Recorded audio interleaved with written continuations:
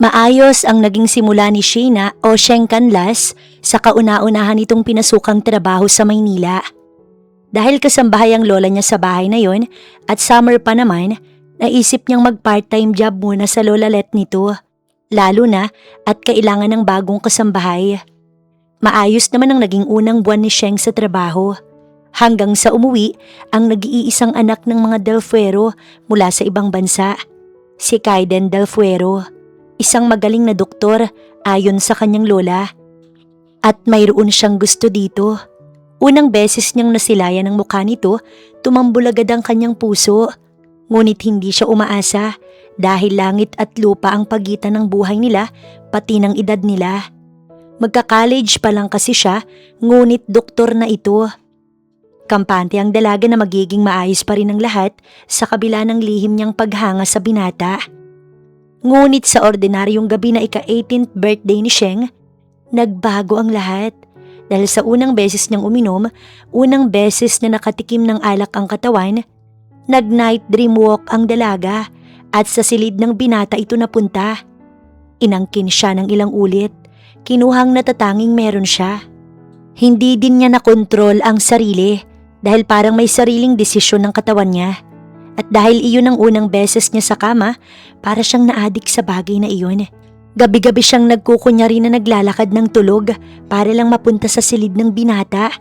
Hindi mabilang, walang katapusan na parang naging gamot iyon sa nagiinit niyang katawan. Hanggang sa nalaman mismo ng lola niya na siya ay buntis. Nang malaman ng mga magulang ng dalaga, nag-away ang lola niya at ang kanyang magulang. Minura ng magulang niya ang lola niya na walang ibang ginawa kundi ang siya'y pagsabihan. Para matapos ang gulo, si Sheng ang kusang lumayo, hindi sa mga magulang o kahit sa mga taong nakakakilala siya humingi ng tulong. Itinago niya ang sarili dahil siya din ang may kasalanan ng lahat. Ngunit paano niya maiiwasan at mapagtataguan kung mismong tadhana ang kusang nagbabalik sa kanya sa lalaking bumuntis sa kanya? Dahil ang mismong doktor na magpe-prenatal check sa kanya ay ang mismong lalaking nakabuntis sa kanya. Ano pa kaya ang magagawa ni Sheng kung na-corner na siya ni Kaiden sa 4 na sulok ng klinik nito? 12:00 na ng madaling araw pero hindi pa rin dalawin ng antok si Sheng. Napamura ito sa inis. Ilang buwan na siya dito sa Maynila pero tuwing naaalala niyang naiwan niya sa probinsya, hindi nito maiwasang ma-homesick. Sina nanay at tatay niya ang laging naiisip niya. Kakagraduate niya lang sa high school tapos kinuha siya ng lola niya para dalhin dito sa Maynila. Lumabas si Sheng ng silid nila ng kanyang lola. Nauuhaw siya. Pagdating sa kusina, agad siyang kumuha ng baso at nagsali ng tubig mula sa pitsil. Habang lumalagok ng tubig, may narinig siyang kalabog. Nanggagaling ang tunog mula sa taas. Dala ng curiosity, umakyat siya. Baka napasok sila ng magnanakaw, mahirap na. Muli siyang nakarinig ng kalabog. Lumingon siya sa kaliwa. Naglakad ng dahan-dahan. May hawak siyang walis tambo para may maihampas sa magnanakaw. Kumalabog ulit pero may kasama ng ungol. Napaisip si Sheng, ang mga magnanakaw ba umuungol? Papalakas ng papalakas ang naririnig niya. Parang boses babae. Hindi kaya may multo? Bigla siyang binalot ng kaba. Hala, baka may multo nga. Madilim pa naman. Lumalakas ang mga ingay. Napahinto siya sa pintong bahagyang nakabukas pero patay ang ilaw. Tanging lampshade lang ang nakabukas. Doon nang gagaling ang ingay. Sa silid ni Sir Kaiden, sumilip si Sheng. Nanlaki ang mga mata niya. Bigla rin siyang pinagpawisan ng malagkit. Napalunok siya ng sunod-sunod. Totoo ba tong nakikita niya? May ginagawang milagro si Sir Kaiden at ang babae nitong kasama. Mag-aasawa na yata ang kanyang amo. Wala na siyang pag-asa. Bigla niyang nabitiwan ng walis na hawak. Nakalikha siya ng ingay na siyang ikinalingon ng dalawa. Dali-dali niyang kinuha ang walis at kumaripas ng takbo pababa. Ang tulin ng takbo ni Sheng at hingal na hingal siyang pumasok sa silid nila ng kanyang lola. Naalimpungatan naman ang kanyang lola. O bakit bagising ka pa? Saan ka ba nanggaling? Sa labas po. Bakit? Hindi niya na sinagot ang kanyang lola dahil ang tanging nasa isip ni Sheng ay sana siya na lang ang babaeng kasama ng kanyang amo na ginagawa ang bagay na iyon. Hindi niya maiwasang mainggit. Birthday niya na bukas. 18 na siya. Pero ngayon pa lang siya nakakita ng ganun. Kung sa bagay, ano ba nga asahan niya? Kahit nga TV sa probinsya wala sila. Pero kakaiba ang pakiramdam niya sa nakita. Nagiinit ang katawan niya habang pinagmamasdan ang mukha ni Sir Kaiden. Mukhang gustong-gusto nito ang mga ganun. Ano kaya ang pakiramdam? Sheng, tulog na. Nahimasmasan si Sheng nang marinig ang boses ng kanyang lola. Opo, la. Ang taray ng birthday mo, Sheng, ha? Treat ni Sir Kaiden. Bulong ng kasama ni Sheng na kasambahay din. Bali 3 silang lahat kasama ang kanyang lola na katulong ng mga Del Fuero. Tinapik pa siya ni Ate Laura habang palabas sila ng bahay. Nakakahiya nga ate. Pakiramdam ko, sobra-sobra na ang nagastos ni Sir. Paglabas pa lang ng bahay, tanaw na agad ang gazebo at nang makita siyang paparating ni Sir Kaiden, tumuwid ito ng upo at pinanood siya. Napalunok si Sheng at nanginig ang kamay. Kapag tinitingnan kasi siya nito, tumatahip ang kaba sa kanyang dibdib. Hindi pa rin niya nakakalimutan ang nakita niya kagabi. At sa tuwing nakikita niya si Kaiden, kinakabahan siya na hindi niya maintindihan. Birthday ni Sheng ngayon. Nagluto lang din ang lola niya ng pansit, luglog at tinapay. Pero pag uwi ni Sir Kaiden mula sa hospital, may mga dala itong pagkain at may cake pa. Hindi niya iyon inaasahan. Hindi nga niya alam na alam pala nito ang kanyang birthday. Ano ka ba? Barya lang yan kay Sir, no? Sayaman ba naman nila? Bulong ng kasama. Pero dahil nanatili pa ang mata sa kanya ni Sir Kaiden, hindi na siya nakasagot pa. Pagdating nila ni Ate Laura sa gazebo, bahagyang tumahimik ang mga naroon at tumunghay sa dala nila ni Ate Laura. Sheng, di mo pala. Sayang wala kang 18 roses. Tanong ng family driver na si Kuya Andong. Ngumiti siya dito habang nilalapag ang mga pulutan. Sa gilid niya ay nakita niyang sumandal sa likuran si Sir Kaiden at permis na pinapanood siya. Okay lang po yun, hindi naman kailangan ng magarbong handa. Iniusod niya ang ilang bote na wala ng laman para magka-espasyo ang dala nilang pagkain. Nako, edi pwede ka na palang magka-boyfriend. Nasa legal age ka na eh. Sabi naman ni Kuya Gaston na gardener. Napatingin si Sheng sa nagsalita at bahagyang uminit ang magkabilang pisngi. Hindi niya inaasahan ang tanong na yun. Umiti na lang siya sa sobrang kaba at napatingin kay Sir Kaiden na ngayon ay nakatitig na pala sa hawak nitong baso. Kung sana si Sir Kaiden ang maging first boyfriend niya, ayos yun sa kanya pero imposible talaga yun. Nakita ni Sheng ang biglang pagseryoso ng itsura nito. Nagpatuloy sa pag-inom ang mga lalaki habang tagahatid lang siya ng pagkain sa gazebo. Nanatili sila sa kusina ni na Ate Laura at ni lola niya. Pinapak ang nilagang mani habang nagkukwentuhan. Hindi na namalayan ng oras at lumalim na pala ang gabi. Ilang saglit pa ay pumasok sa loob ng bahay sina Andong at Kuya Gaston, akay-akay si Sir Kaiden. Napatayo at nagmamadali niyang nilapitan ng mga ito. Tiningnan niya si Sir Kaiden na lupaypay ang ulo. Nalasing si Sir, ang daming nainom. Nagkasarapan sa kwentuhan eh. Sabi ni Kuya Andong. Hatid na namin sa kwarto niya. Hindi niya na kaya. Ani Kuya Gaston. Tumango si Sheng at sinamahan ng mga ito paakyat sa silid ni Sir Kaiden. Inayos ang kama nito para makahiga ito ng maayos. Inilapag ito ni na Kuya Andong sa kama. Hindi ko alam na malakas pala sa inuman si Sir. Ginawang tubig eh. O sige Sheng, ikaw nang bahala. Sabi ni Kuya Gaston. Napatingin siya dito. Nangunot ang noo niya pero hindi nila siya hinayaang sumagot dahil lumabas na ang dalawa ng silid. Siguro'y may mga tama na rin ang mga ito. Nilingon niya ulit si Sir Kaiden na tulog na tulog. Ang isang braso ay malayang nakahilata sa kama. Napanguso siya. Bakit naman kaya ito uminom ng marami? Hinayaan na lang niya at bumaba na ulit. Masakit na rin ang ulo niya dahil sa 2 beer ang tinungga niya kanina. Nang matulog ang lola niya, uminom sila ni Ate Laura at naka2 bote siya. Masakit ang ulo niya, para siyang nahihilo, umiikot-ikot ang kanyang paligid. Pagdating sa kusina, nagliligpit na si Ate Laura. Patapos na rin kaya nauna na siyang pumasok ng kwarto nila ng kanyang lola. Ngunit sa kalagitnaan ng kanyang pagtulog, napatayo si Sheng sa kama. Marahan ang bawat hakbang nito, parang zombie na hindi alam kung saan pupunta. Nang gabing yon, ang unang gabing hindi makakalimutan ni Sheng dahil sa birthday pa mismo ng dalaga, nakatikim siya ng hindi dapat dahil sa paglalakad niya ng tulog at nasundan pa iyon ilang beses. Bukod kasi sa crush niya si Sir Kaiden, nakaka-addict ito. Parang bawal na gamot na hinahanap-hanap ng katawan niya. Hanggang sa heto na si Sheng ngayon. Excuse me ma'am. Ma'am, kayo na po ang susunod. Napaayos ng upo si Sheng.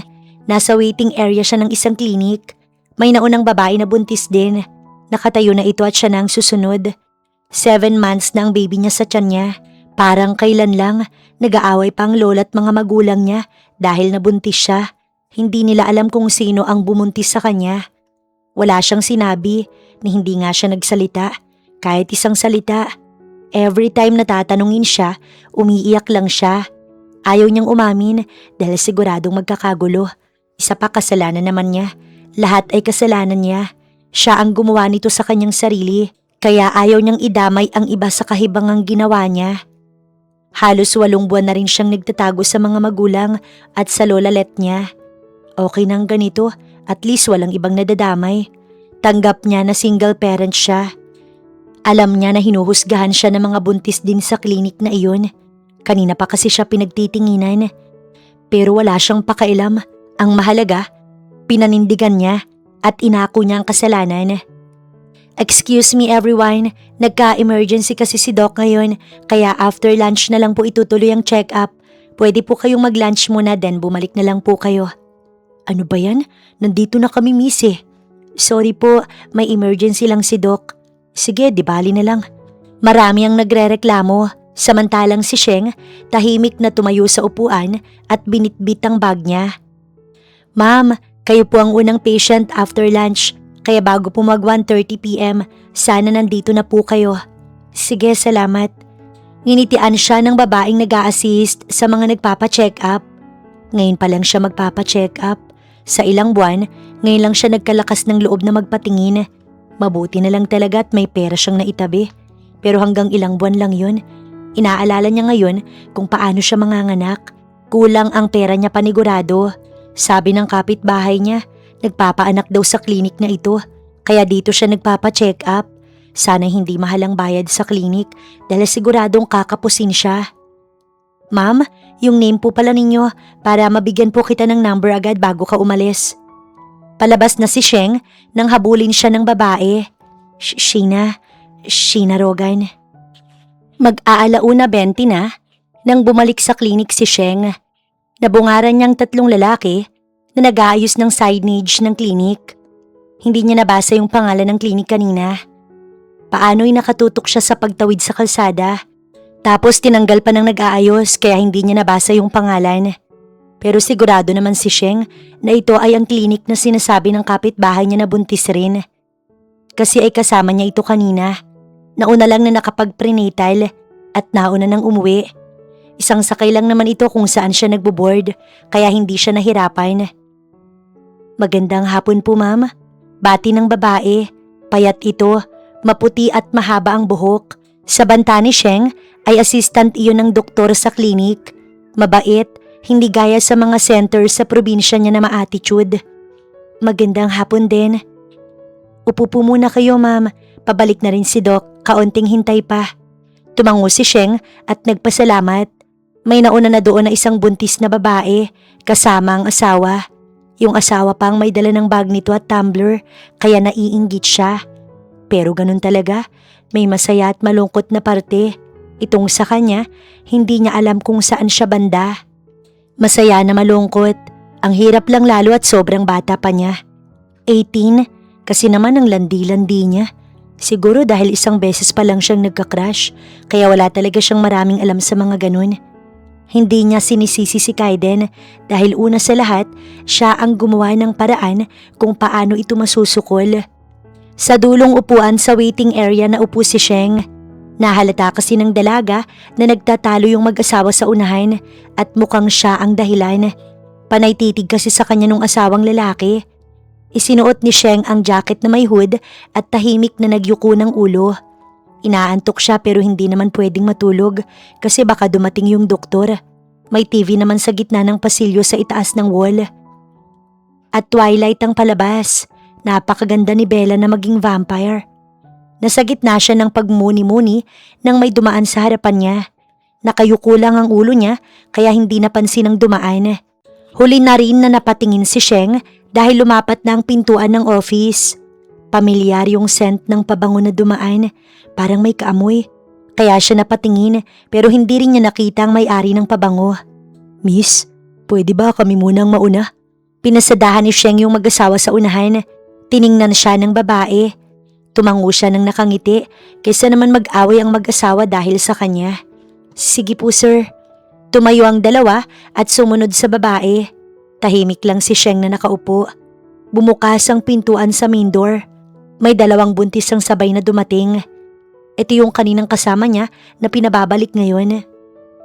Siguro tumagal lang ng 10 minuto at lumabas na ang mag-asawa. Habang padaan sa harap niya ang mga ito, naka-straight lang ng lakad yung lalaki. Habang yung asawa nito, titig na titig sa lalaki na oras na nagkamali ng lingon, sasapakin ng buntis na asawa. Parang nakakatakot naman ng ganun. Palabas na ang dalawa nang makita ni Sheng na pinalo ng asawang babae yung lalaki sa braso. "Sinabi ko naman sa'yo, huwag kang titingin dun sa babae. Bakit hindi ka sa'kin tumingin? Buntis din ako't maganda rin naman ah." Narinig niya pang bulahaw ng babae. Hindi niya na narinig ang sagot ng lalaki dahil nakalabas na ang mga ito. "Miss Sheena, ikaw na po." Malumanay na sabi ng babaeng assistant sa kanya. Sumunod siya sa babae matapos tumayo sa kinauupuan niya. "Pasok po kayo." Anito, ngumiti lang si Sheng bago pumasok sa isang pinto sa kanan. Mas malamig sa silid na yun kumpara sa labas. May delivery bed, monitor sa tabi at computer at mga may nakapaskil na reminder for pregnant women. May divider na may mga nakalagay na gamit na pang check-up at may dextrose stand sa kabilang gilid. Kulay puti ang pintura. May kurtina sa pagitan ng delivery bed at sa maliit na mesa na may single chair kung saan nakapatong ang mga files, siguro ng mga buntis din. Kumpleto ang gamit doon, mukhang nagpapaanak nga talaga dito. Bumukas ang pintuan ng silid, kaya napalingon si Sheng. Ngunit biglang napaatras na may nanlalaking mata ang dalaga nang makita niya ang doktor na pumasok. "Sir Kaiden?" Hindi ito sumagot. Inilapag lang nito sa mesa ang medical paper na hawak. Nagtangkang humakbang patungo sa pinto si Sheng nang humarang ito sa harapan niya. "Sa palagay mo, makakalabas ka dito?" Ang mga mata nito, ang boses at kamay. Nakaramdam siya ng kaba. "Humiga ka." "Pero sir," "I said humiga ka." Dumagundong ang puso niya sa madiin nitong salita. "Don't try to run again. Be a good girl now." Bulong nito sa kanya. Ramdam na ramdam ni Sheng ang mainit nitong hininga na dumampi sa gilid ng kanyang tenga. "Try not to call me sir." Hindi makatingin si Sheng sa mukha ni Kaiden. Namumula kasi ang kanyang pisngi, lalo na kapag titig na titig siya rito. Kasi, "Kaiden or much better baby." Gusto niyang patigilin ang pagtambol ng kanyang puso dahil para kasing mawawasak ang kanyang dibdib sa bilis at lakas ng tambol nun. Sa baba niya ibinaling ang tingin. "Look at me."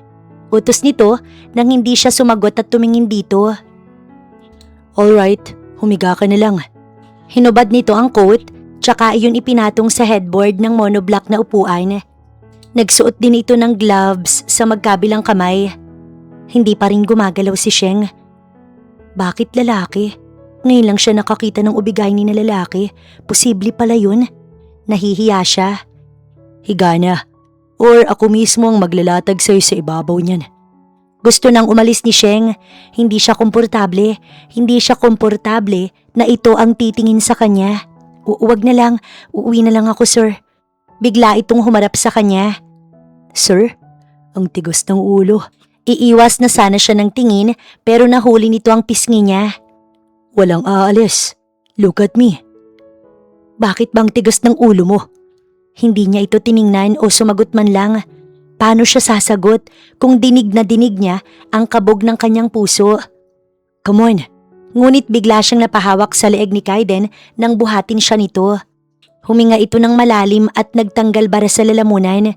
Napansin ni Sheng ang kakaibang galaw nito. Pagtingin niya sa ibaba nito, parang lumobo ang bandang harapan ni Kaiden. This is not good. Nagtataka niya itong tiningnan. Nag-aalala ba siya? Para kasing hindi tama ang nangyayari dito. Hindi siya nagtanong kahit nag-aalala siya. Lay down. Hirap na hirap pa itong sabihin yun. Baka magalit ito. Sumunod na lang siya lalo't hindi ito mapakali. Pero nagulat si Sheng nang sumilip ito sa pintuan. Jade, pumunta ka dito.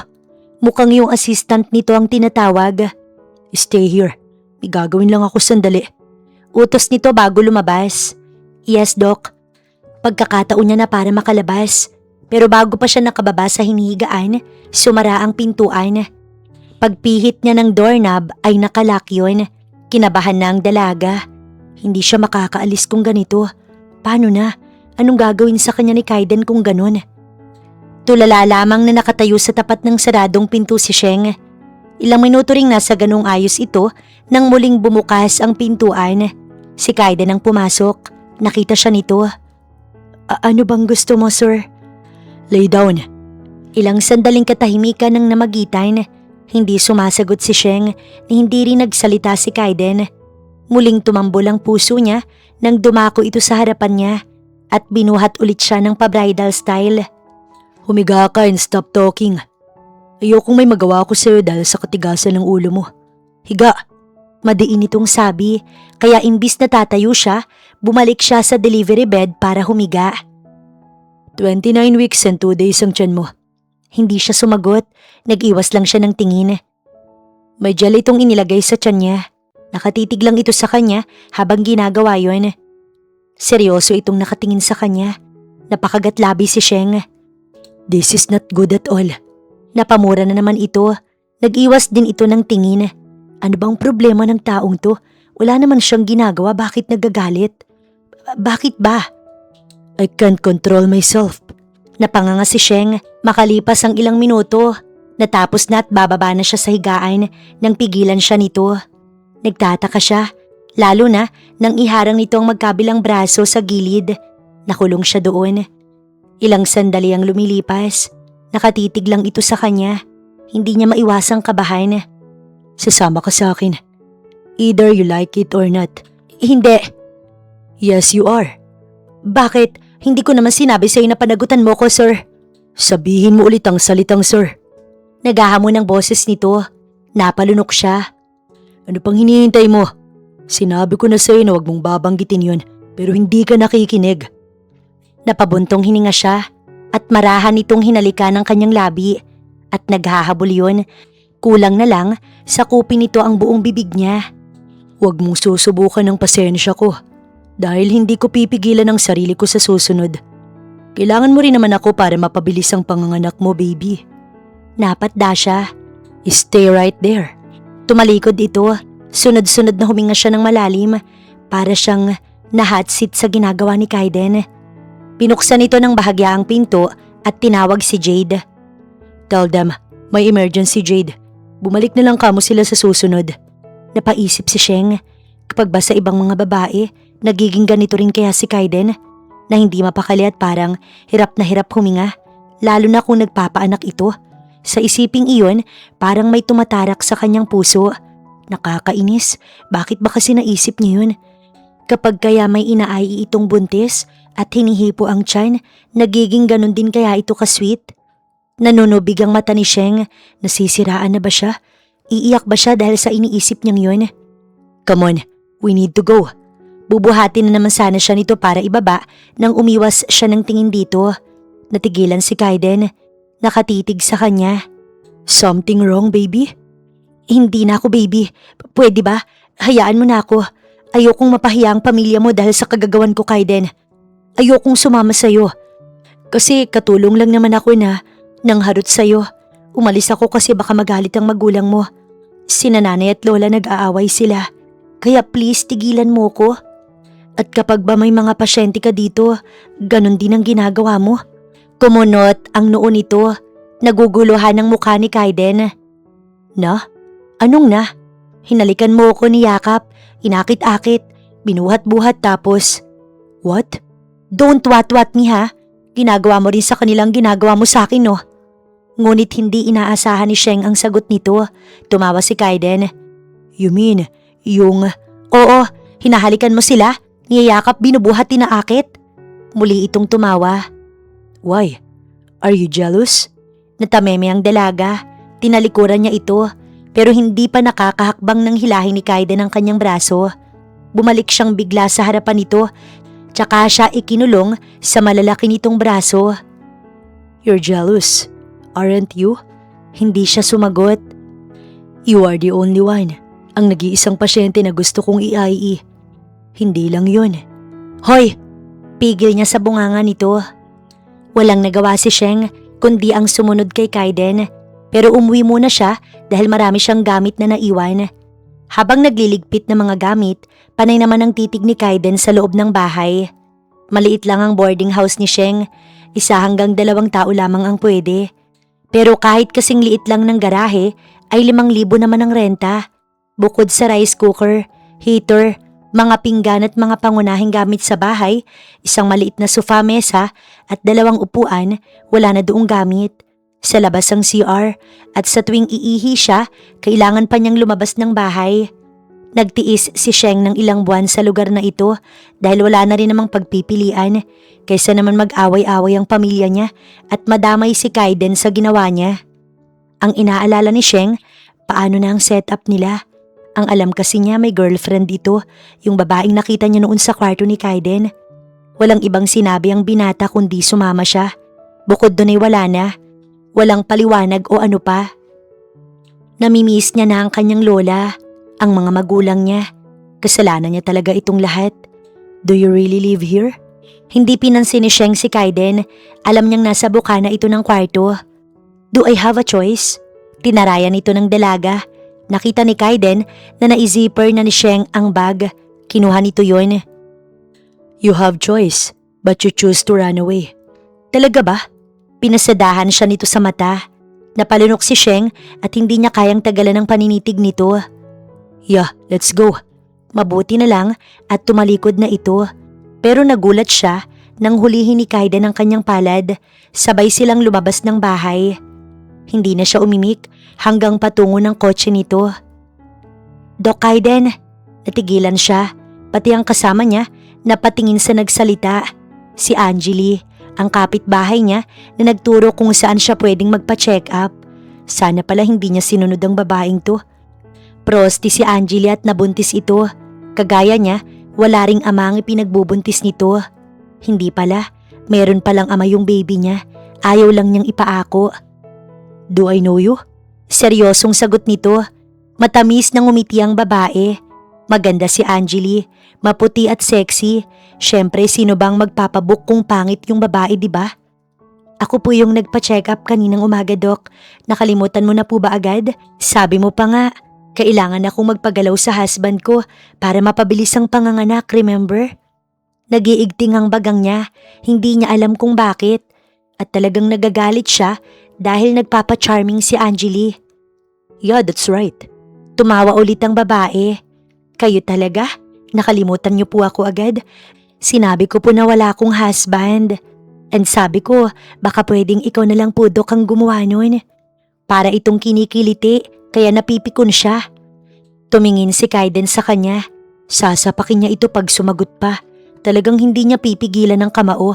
Kahit malaking tao't matangkad ito, siguradong tatamaan sa kanya. Remember po, tapos sinabi mo, I think wala akong sinabing ganun. Muli na namang tumawa si Angelie. Talaga bang ginagalit siya ng babaeng to? I'm sorry but we need to go. Doc, wait lang po. Gusto ko lang po sanang kunin ang number ng klinik nyo. Doon po sana ako manganganak. Pero sana ikaw ang magpaanak sa akin para hindi ako mahirapan. Mas gusto ko po kasi na ikaw ang humahawak sa akin kaysa sa nurse po doon. Bumalik si Sheng sa loob ng bahay. Iniwan niya si Kaiden tsaka niya ibinagsak ang pintuan pasara. Hindi na siya sasama sa hinayupak na yun. Bahala siya sa buhay niya. Pero maya-maya lang, bumukas ang pinto.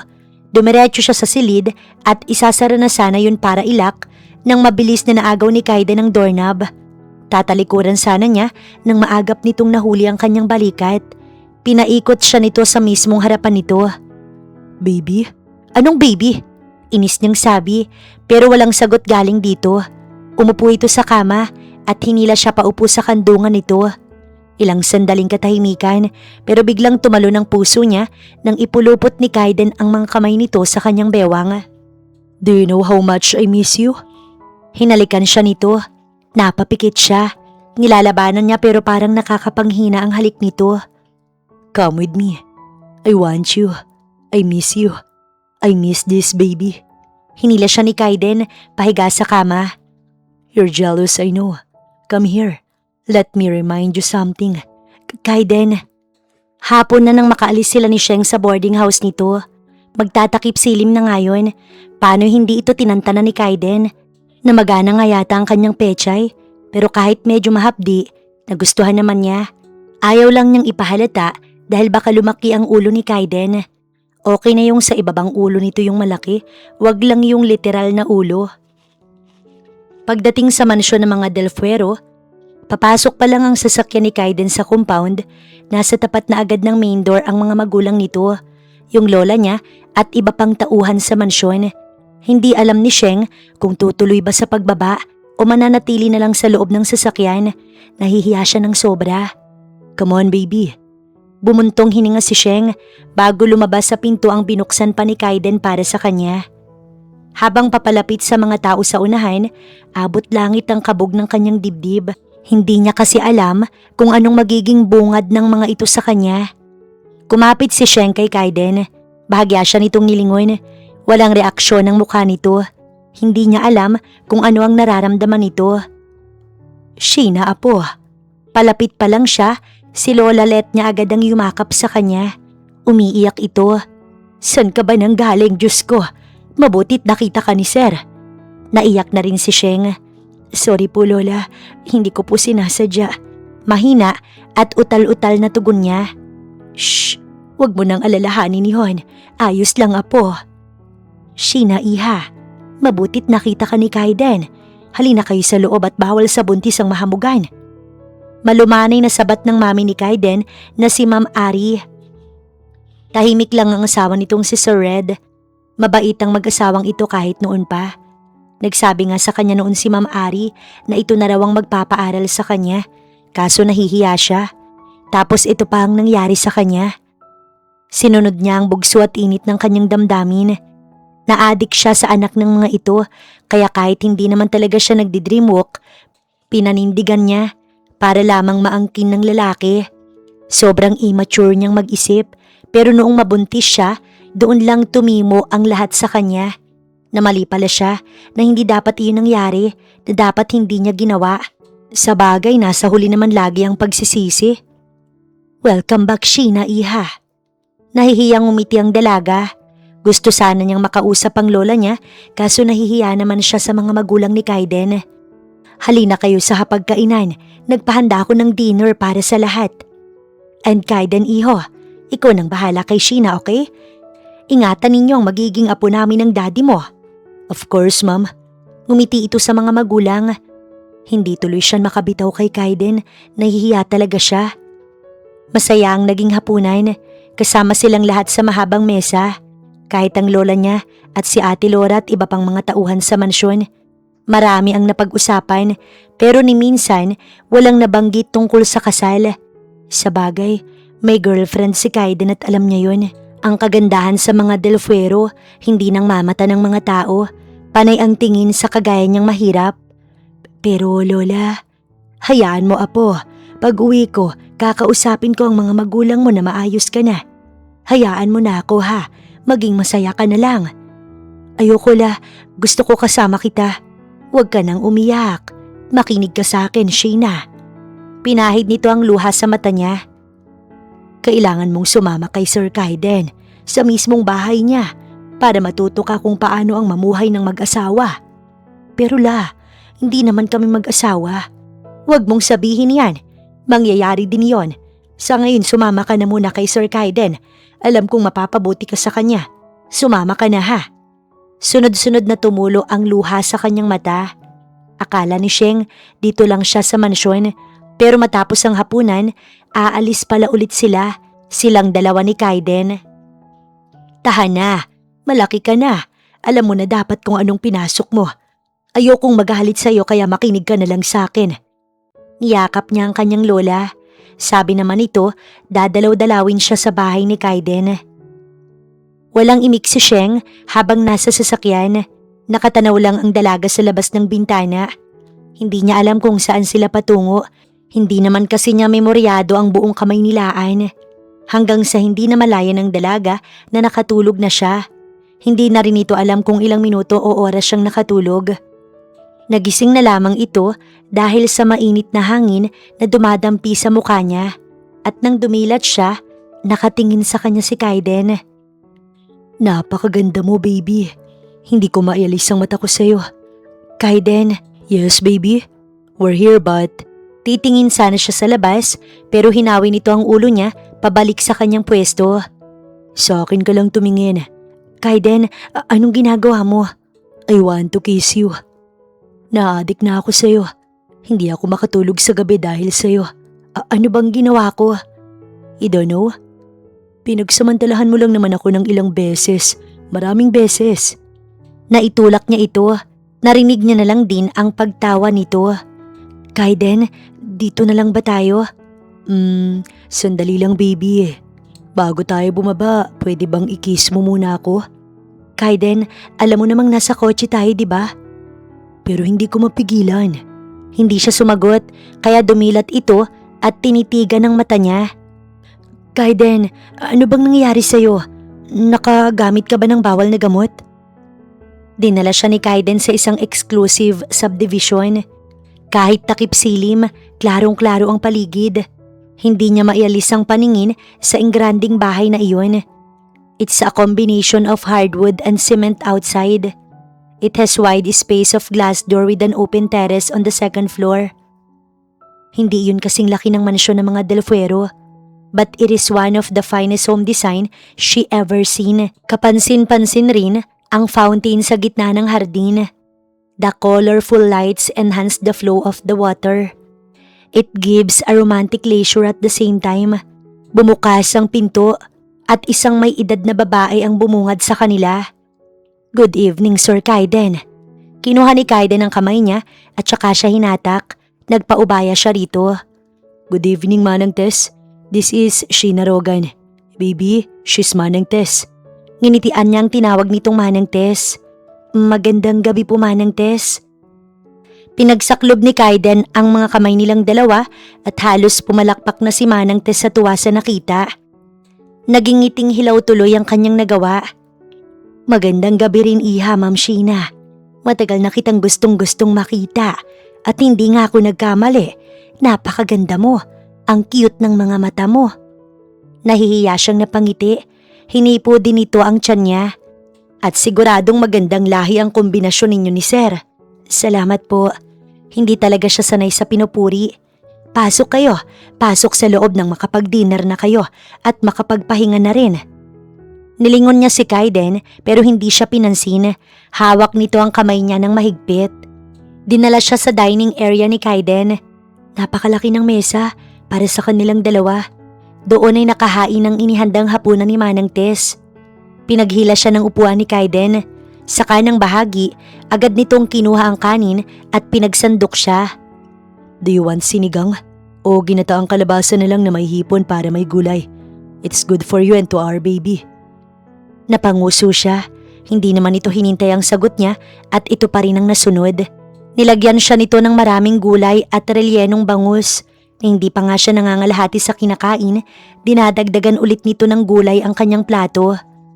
Tahimik lang silang kumain. Kinakausap siya nito kapag aalukin ng pagkain. Pero kasi busog na talaga siya. Nang matapos sila, sinimulan niyang ligpitin ang mga pinggan. Nakatitig si Kaiden sa kanya. May gagawa niyan. Hayaan mo na. Hindi niya ito tiningnan at pinagpatuloy ang ginagawa niya. Okay lang, ma'am. Kami na po dyan. Umakyat na lang po kayo sa taas at magpahinga na kayong mag-asawa. At bawal sa buntis ang nagpupuyat. Pero mula sa kung saan, sumulpot si Manang Tess at inagawang ginagawa niya. Wala na siyang nagawa pa at pinaubaya na ito rito. Okay lang naman talaga sa kanya dahil sanay na siya sa ganun. Pero muntik na siyang mapatalon nang hawakan ni Kaiden ang kamay niya. Hindi ito kumibo at siya'y hinila. Mula sa ibaba, kita ang railing sa second floor. Pag-akyat nila ay nakita niyang isa pang sala. Doon ay kulay puti ang sofa at ang buong sahig ay carpet. Nakatapat ito sa nakabukas na glass window. Nililipad ng malamig na hangin ang puting kurtina. Parang nag-aanyayang tawirin yun. Hindi niya natiis at lumapit siya doon. Dumungaw sa malawak na teres. Sa ibaba, tanawin niya ang umiilaw na fountain at nakaka-relax yun. Kulang na lang, mapapikit siya sa lamig ng hangin na tumatama sa balat niya. Naalala niya ang probinsya, ang simoy ng hangin at ingay ng mga kulisap tuwing gabi. Are you not sleepy yet, baby? Napakagat siya sa kanyang ibabang labi. Hindi niya nilingon si Kaiden. Ang marinigang baritono nitong boses, parang naging abnormal ulit ang tibok ng kanyang puso. Kung kasama niya siguro ito lagi, magkakasakit siya sa puso. Alam niyang malapit lang ito, ngunit natuod siya. Mula sa kanyang bewang, pumulupot ang dalawang braso nito at idinikit ang sarili sa kanyang likuran. Humigpit ang hawak niya sa railings, lalo na nang pinagpahinga nito ang muka sa kanyang balikat. Doon na nagwala ang pintig ng kanyang puso. Hindi pa naman ako inaantok eh. Parang hinahalukay na ang tiyan niya. Tumatama ang mainit na hininga nito sa kanyang leeg. Kulang na lang atakihin siya sa puso. Lagi na lang bang ganito? Do you want to take a bath now? Bulong nito. Kung kasalanan ng bumulong, idedemanda niya talaga ito. At gumalaw ang kamay nito sa tiyan niya. Malumani nitong hinahaplos ang tiyan niya. Pinikit niya ang mata at pilit na binura ang naglalaro sa kanyang isip. Sinubsob nito ang muka sa kanyang leeg. Humigpit palalo ang yakap nito sa kanya. Ipinilig niya ang ulo para mabigyan ito ng space doon. Ngayon pa lang ay nawawala na siya sa sarili. Masakit pa ang kanya at ramdam pa rin niya yun. Alam niya, bumabalik na naman ang dating pagkahumaling niya sa taong to. Nasa kotse yung damit ko. Napatuwid ang kanyang ulo. Don't worry about that. Mayroon ka niyan sa kwarto natin. Napatingin siya kay Kaiden at tama nga ito. Sa walk-in closet, naroon ngang iba't ibang damit na pambabae. Katabi lamang ng mga damit nito. Mayroong mga nakahanger at nakatiklop. Lahat ay puro mga bagot branded. Napamewang na lang siya habang pinapasadahan ng tingin ng mga damit. Kumpleto lahat maging mga undies. May ilan ding bags at jewelries. Kaya pala ayaw nitong magdala siya ng maraming damit. Pagkalipas ng ilang minuto, kumuha siya ng pantulog at naligo na nga. Pagpasok niya ng CR, tiningnan niya ang mga shampoo at shower gel. Iniisip niya na puro pang lalaki ang mayroon doon. Pero sa istante katabi ng mga nakarolyong tuwalya ay may pambabaing shampoo, sabon, shower gel at lotion na hindi pa nagagamit. Sa kanya ba lahat ng yun o sa GF nito? Nahihiya lang magsabi o itinatago lang kasi buntis siya. Paglabas niya, nakabihis na siya. Nagdadabog siyang lumapit sa kama. Nakita niya yung remote kaya ibinato niya sa pinto. Sakto namang bumukas ang pinto at papasok si Kaiden. Agad siyang napaiwas ng tingin. Pinulot nito ang remote at pinatay ang TV tsaka itinabi yun. Hindi niya alam ang sasabihin. Nakita nito na galit siya. What is it? Malumanay nitong tanong. Sheena. Wala. Malamig niyang sagot. Anong problema? Sabihin mo sa akin. Nagkumot siya at pumikit na. Pero naramdaman niya ang paglubog ng kama sa kanyang paanan. Baby? Malambing nitong tawag sa kanya. Hindi siya dumilat kahit napigil siya. Hanggang maramdaman niya ang kamay nito sa ibabaw ng kanyang hita. Nakagat niya ang ibabang labi. Nakakainis. Parang biglang nawala ang galit niya dahil sa paghaplos-haplos nito. Inaantok na ako. Mariin niyang sabi, pero pinagpatuloy nito ang ginagawa nito. I know you have something. I want to know, baby. Bumilis ang hininga niya. Kahit ilang beses niyang pinigil ang sarili, hindi na rin niya kinaya. Napaupo agad siya. Bakit may mga gamit ng babae dito? Yung girlfriend mo, dito mo dinadala no? Saan mo dinadala? Dito rin sa kama na to? Tapos ano? Anong ginagawa nyo? What? Nanlabo ang mata niya sa nagbabadyang luha. Luha na nabuo dahil sa sobrang inis. Anong what? Akala mo hindi kita kilala? Kilalang kilala kita. Alam na alam ko ang ugali mo. Kaya may mga damit ka dito na pang babae para ready na lahat, di ba? Sumikdo ang puso niya kaya naman umagos ang luha niya sa mata. Agad niya iyong pinahid pero nakita niyang kinagat nito ang ibabang labi para hindi makatawa. Baby, tigilan mo ko, Kaiden. Come here. Mabilis siya nitong hinuli at niyakap ng mahigpit.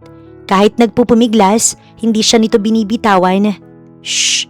Huwag ka nang umiyak. Sinungaling? I hate you. Tinitigan siya nito sa mga mata at marahang hinawi ang luha. I want you so bad. I know you want me to. Please stop crying. Makakasama yan sa baby natin. At bigla siya nitong hinalikan. Do you know what? Kapag nahalikan kita, I don't want to stop, baby. Wala akong babae. Paano ko naman gagawin yon kung ikaw ang lumalabas sa imahinasyon ko araw at gabi? I think I'm crazy in love. Kumunot ang noo niya. No! Paano na ako, Kaiden, babe? Walang tayo, Carmel. You've told me, susubukan mo, right? Susubukan lang at matagal ko na ring sinabi yun. Pakakasalan mo siya dahil buntis siya, di ba?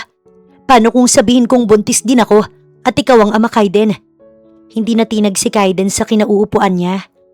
I'm telling the truth at hindi ako papayag na makasal kayo ng katulong mo. Alam mo kung anong kaya kong gawin. My dad is a lawyer. My mom is a mayor. Just get out, Carmel. No! Ayaw mong maniwala na buntis ako? Then, patutunayan ko sa'yo na totoo ang sinasabi ko, Kaiden. Biglang tumayo sa upuan ng binata. I said out! Naikuyom ng babae ang kamao at walang salitang humakbang ito paalis. Bumuntong hininga ang binata. Wala siyang sinabi tungkol sa kasal. Iniiwasan niyang may makaalam. Pero bakit may nakalabas pa rin na balita tungkol doon? Nag-iisang tao lang ang pinagsabihan niya ng kanyang balak. Pero mukhang hindi naman ito magagawa ng taong yun. This is the best he can do. Ang ayusin ng tungkol sa kanila ni Sheena. Lalo na at malapit na rin itong mga anak. Ayaw niyang mag-isip pa ito. Lagi na lang nagagalit at umiiyak at nakakasama iyon sa kanilang baby. This past few weeks, hindi niya na alam kung ano bang pumapasok sa kanyang isipan. Simula nang makita niya si Sheena, hindi niya na makontrol ang sarili. Para kasi itong bawal na gamot na gustong-gusto niyang tikman. Doc? Yes, Jade. May mga anak po ngayon. Sina Nurse Joy at Midwife Carol ang tawagin mo. Alam mong hindi ako nagpapaanak, right? Kaso, Doc, ikaw ang... Hindi pwede. Do you know why, right? Tumango na lang ito at isinara ang nakaawang na pinto. Kailangan na yata niyang umuwi. Namimiss niya na ang babae. Kararating lang niya pero si Sheena na naman ang nasa isip niya. Hindi siya makapag-focus. May meeting pa siya ngayong umaga kasama ang direktor ng Santiago Hospital. Pero paano siya makaka-attend kung heto na naman ang kaibuturan niya at nagwawala? Pangalan lang ni Sheena ang nasa isip niya pero tumibok agad ang kanyang alaga. Manang Tess, si Kaiden po. Magandang umaga po, Ma'am Sheena. Nakaalis na po siya, ma'am. Nawala ang ngiti sa kanyang labi. Hindi man lang kasi nagpaalam. Maya-maya, pumasok si Manong guard sa main door. Wow, ang ganda ng bulaklak. Nagulat si Manang Tess. Pati siya ay hindi rin napakurap sa gulat. Isang bouquet ng red roses ang papalapit sa kanya. Ma'am Sheena, delivery po para sa inyo. Sa akin po? Opo, sabi ng delivery boy po eh. Nakapangalan po sa inyo, ma'am. Tiningnan niya si Manang. Kinikilig ang mukha nito. Pirmahan niyo na lang po dito para maibigay ko na sa nag-deliver. Kinuha niya yung inabot nitong papel at ballpen matapos ipatong sa center island yung malaking pungpong ng bulaklak. Salamat po. Nag-aalangan siya. Kasi naman sino naman ang magbibigay sa kanya ng bulaklak? Pagtalikod ni Kuya Guard, kinuha niya ang bulaklak. Ang ganda po, ma'am, at ang bango-bango. Ani Manang Tess. Siguradong kay Sir yan, ma'am. Bulong pa nito bago tumalikod para tapusin ang ginagawa sa lababo. May nakita si Sheng na card sa gitna ng mga bulaklak. Kinuha iyon ng dalaga. Good morning, baby. Eat your breakfast and drink your milk. Be a good girl, baby. Later, I'll be the one to eat you. Warm outside. Then when I get home, we'll warm up together in the room. It's me, your baby. Napangiti si Sheng, nakagat niya rin ang ibabang labi. Nangaakit pa rin si Kaiden kahit nasa notes. Yung boses nito parang bumubulong sa kanyang tenga.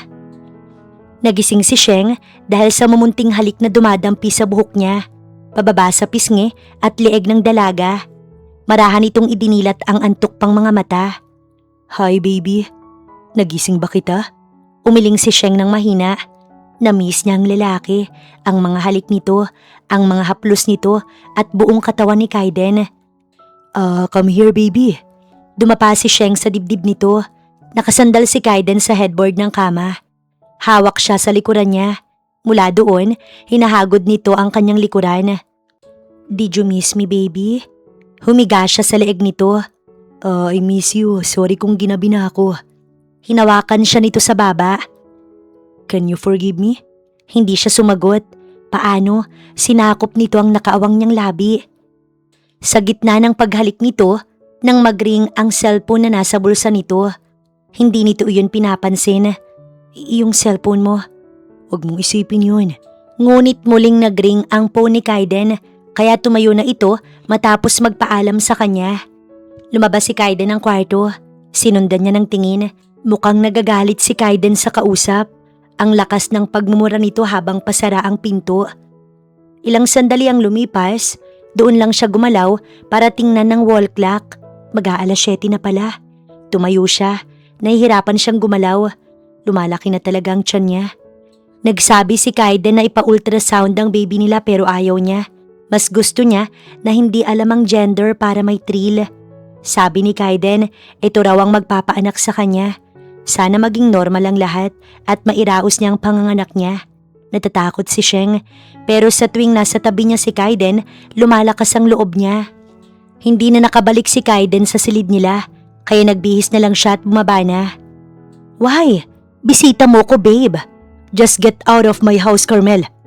Narinig niya ang pagtatalo sa sala.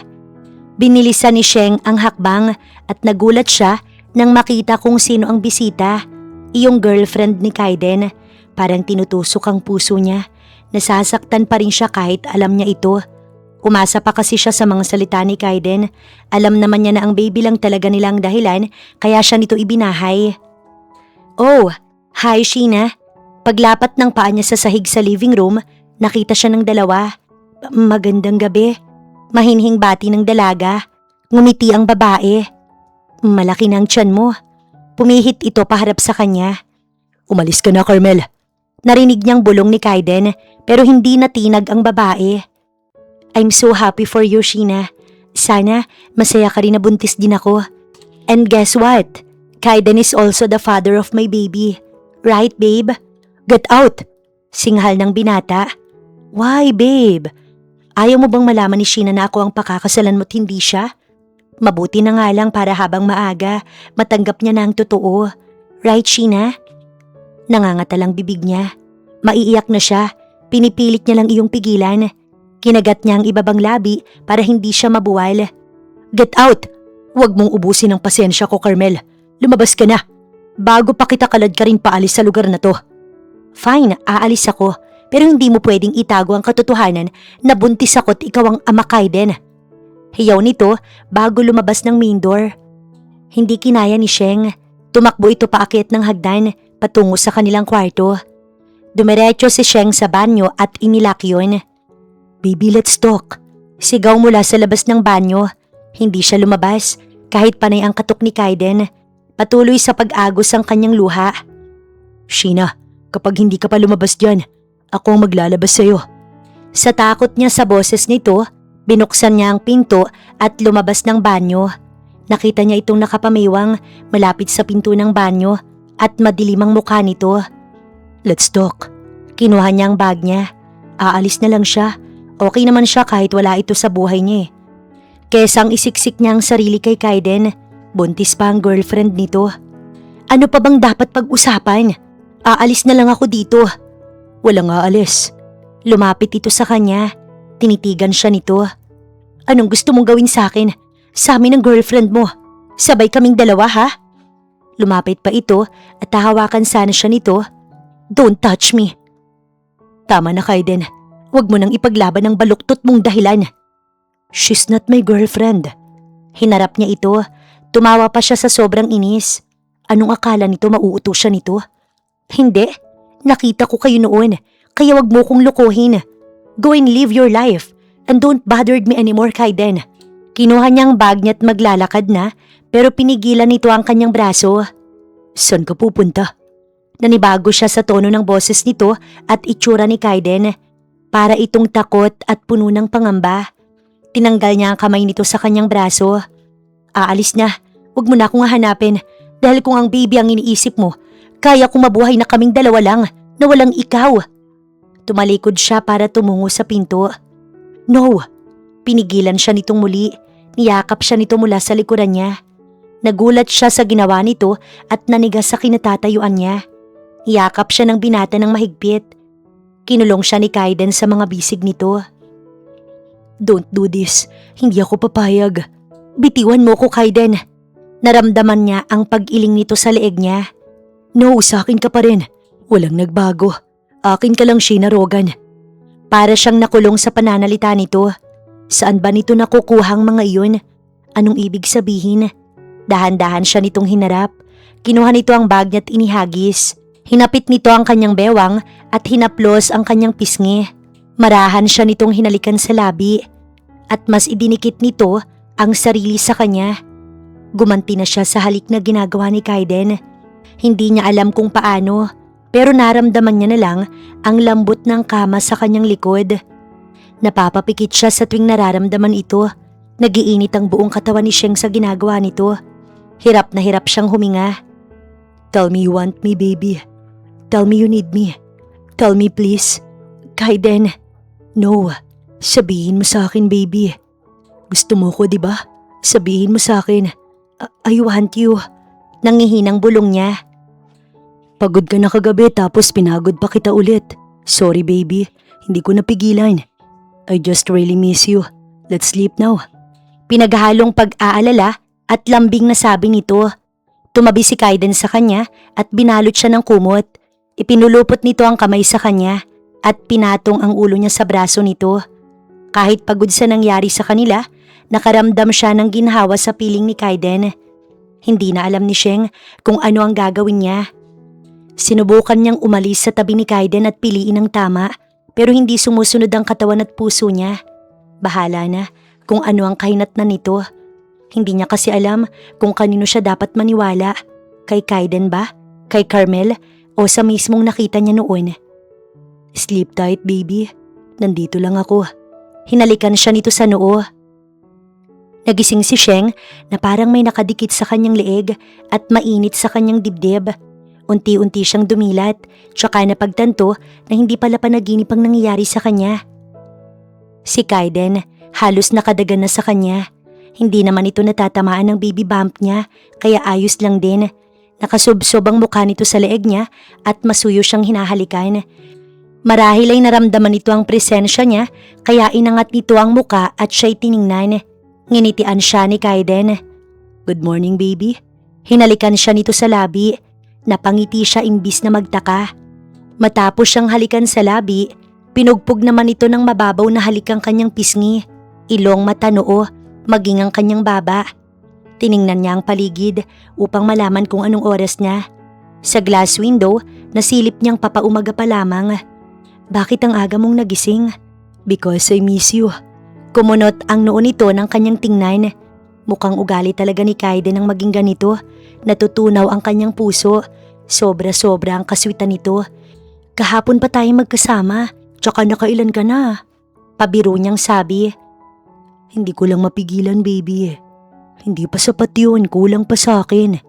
Hindi na niya mapigilan ng mapangiti. Sinuklay niya ang magulo nitong buhok. Are you still tired? Lambing nitong tanong. Pinagbunggo nito ang tungkil ng kanilang mga ilong. Hinalikan na naman siya nito sa labi. Ang gentle ng halik na yun at parang takot na mabasag siya. Okay, matulog ka na ulit at maaga pa. Bulong ni Kaiden sa kanya. Nang magising si Sheng ay may sinag na ng araw na tumatama sa mukha niya. Agad niyang hinanap sa tabi si Kaiden, ngunit hindi niya ito nakita. Napaupo siya at nalusaw ang antok niya ng tuluyan. Naalarma siya at bahagyang natakot na baka umalis na naman ito nang hindi nagpapaalam. Suot niya ulit ang pang-itaas na damit ng magising. Ang tandaan niya, isinuot ni Kaiden iyon sa kanya bago matulog ulit kanina. Pagtayo ni Sheng, nakita niyang isang maliit na note sa ibabaw ng side table. "Good morning, baby. Umalis na ako. Ayoko nang gisingin ka. Alam kong pagod ka, sorry baby. But please update me. Every now and then, okay? Don't forget your breakfast and your milk, ha?" Ngumiti si Sheng. May pa-note-note pa. Pwede namang mag-text. Aanhin niya yung biniling po nito para sa kanya nung 1 linggo kung hindi gagamitin. Binili yun ni Kaiden para matawagan daw niya ang lola at pamilya niya sa probinsya. Kinabukasan, kagat-kagat ni Sheng ang ibabang labi habang naglalakad papasok sa elevator. Kaiden is holding her hand. Hindi siya mapakali dahil ito ang unang tapak niya sa hospital. Suot niya ang floral dress na hanggang sakong at flat sandal. Yun na lang din ang isinuot niya paalis. Tahimik lang si Sheng na nakahawak kay Kaiden. Kinakabahan at parang gusto niyang yumakap sa braso nito. Feeling niya kasi, mai-intimidate siya sa mga tao dito. Ang hospital pala na ito ay si Kaiden ang direktor. Kaya pala kailangan itong umattend sa meeting. Tumunog ang elevator. At muli ay sumunod lang siya kay Kaiden. Pagdating sa loob, agad napunta sa kanila ang tingin ng mga nurses at mga nagtatrabaho sa hospital. Lahat ay tumayo sa kanya-kanya nilang kinaroroonan sa tuwing madadaan si Kaiden sa harap ng mga ito. Binabati ng lahat si Kaiden.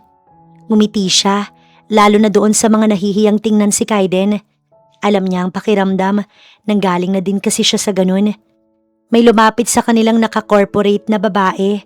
Sa wari niya, mas matanda ito sa kanya ng ilang taon at balingkinita ng katawan nito. Nakakaramdam na siya ng intimidation. "Good morning, Sir Kaiden." Nilipat nito ang tingin sa kanya at parang nag-alangan pa. Sa maumbok na tiyan niya ito nadako bago yumuko ng bahagya.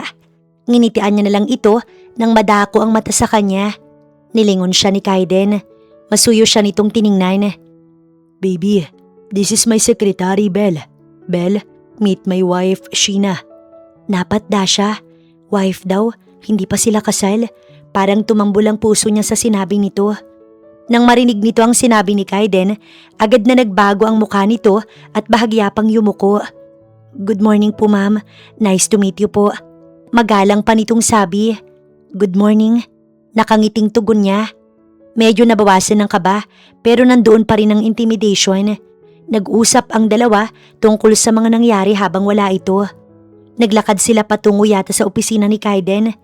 Tahimik lang itong naglalakad habang nakikinig. Pero paminsan-minsan nagbibigay ito ng konkretong sagot. At lahat ng sagot nito tumatango si Belle at nagtitake down note. "Sir Kaiden, kumpleto na po sila. Hinihintay po kayo sa conference room." "Okay, I'm coming." Tumalima si Belle. Binuksan ni Kaiden ang pinto ng opisina nito at hinatak siya sa loob. Pagkasara ng pinto ay hinarap siya nito. Medyo nagtaka pa siya dahil sa lubong ang kilay nito. "Oh, bakit ganyan ang mukha mo?" Tiningnan siya nito tsaka malalim na huminga. "Nakita ko kung paano kanila tingnan. Those guys at the back. Kailangan kong malaman ang kanilang mga pangalan at tatanggalin ko sila." Mariin at seryoso nitong sabi. Siya naman ay nagsalubong ang kilay. Hindi niya nga nakita kung sino ang mga tinutukoy nito pero kitang-kita niya kung gaano ito kaseryoso at talagang galit ito at inaamin niyang kinakabahan siya.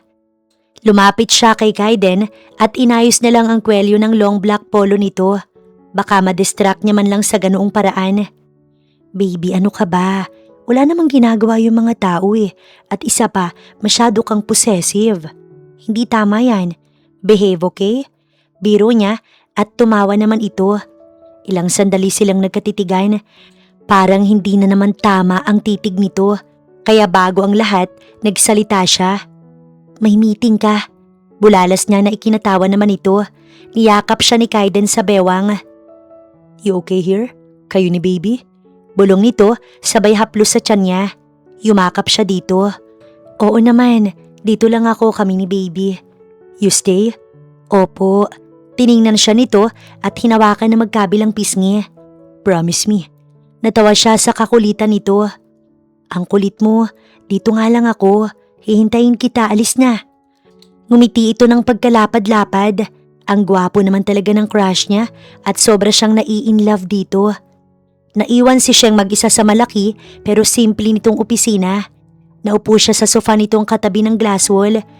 Kaya naman parang okay lang sa kanyang maghintay dito dahil nabubusog naman ang mata niya sa tanawin. Malamang ang ganda ng view dito pagsapit ng gabi. Nagbasa siya ng mga magazine na puro patungkol sa business at ilang kilalang businessmen at women. May mga tungkol sa medical at mga operation. Hindi niya kinuha ang mga tungkol doon. Naging busy siya sa pagbabasa ng mga business magazine nang biglang may mahihinang katok siyang narinig. Hello po ma'am, nakangiting bati ni Belle. Pagpasok nito ng pinto, bakit nandito ito? Di ba dapat kasama nito si Kaiden sa meeting? Hi Belle, sabi niya, parang nahihiya itong lumapit sa kanya. Magkahawak pa ang kamay nito na parang kabado. Ma'am, utos po kasi ni Sir Kaiden kung nagugutom daw po ba kayo o kung gusto niyong may kainin, ibibili ko po kayo. Napaawang ang kanyang labi. What? Nasa meeting na?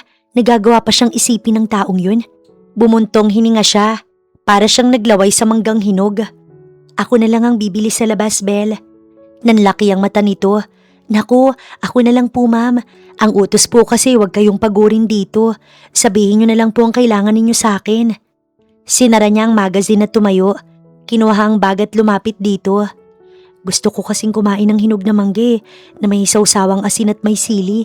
Gusto ko ako ang bibili at pipili kaya sasama ako sa'yo. Ma'am, ako na lang po talaga. Dito na lang po kayo. Baka magalit po si Sir. Hindi magagalit yun. Akong bahala sa'yo. Tara na. Walang nagawa si Belle at sumunod na lang sa kanya. Paglabas ng opisina ni Kaiden, nakatingin naman sa kanya ang mga nurse. Yung iba'y tinitingnan siya mula ulo hanggang paa, tsaka bubulong sa katabi. Bawat makasalubong nilang mga nurse, napapatingin sa kanya, mapalalaki man o babae. Pati tiyan niya, doon sila tumitigil. Napalunok siya nang iyon ay makita. Parang nahihiya siya. Yung iba naman, tahimik na kinakausap si Belle na nasa likuran niya. Yumuko na lang siya at kunwaring hindi niya nakita. Nang hinintay nilang bumukas ang elevator, nilingon niya pa si Belle. Nginitian niya ito. Sa tingin niya kasi mahiyain ito. Kaninang kausap nito ang boss nito. She looks brave and very professional. Pero pag wala si Kaiden, nagiging mahiyain. Pagbukas ng lift, may nakasakay ng 3 babae. Nauna siyang pumasok. Yan ba? Narinig niyang bulong ng babae. Yung asawa daw ni Director Kaiden. Ang sabi kasi kanina, dumating daw kasama ni Director. Magkahawak kamay pa. Humigpit ang hawak niya sa bag na dala. Nanlalamig siya. Siguro nga, baka nga. Kasama si sekretary eh. Parang ang bata niya, parang below 18. Hindi sila bagay ni Director. Nakagat niya ang ibabang labi. Tumahip ang kanyang dibdib. Baka marinig ka. Hinaan mo ang boses mo. Totoo kaya o baka nilandi lang niya ng Director? Dinaan sa pagkabata at ganda. Bakit? Maganda rin naman si Ma'am Carmela. Mas bagay sila kaysa dyan. Sabay tawa pa ng mga ito. Sa gilid niya, nakita niyang nilingon sila ni Belle.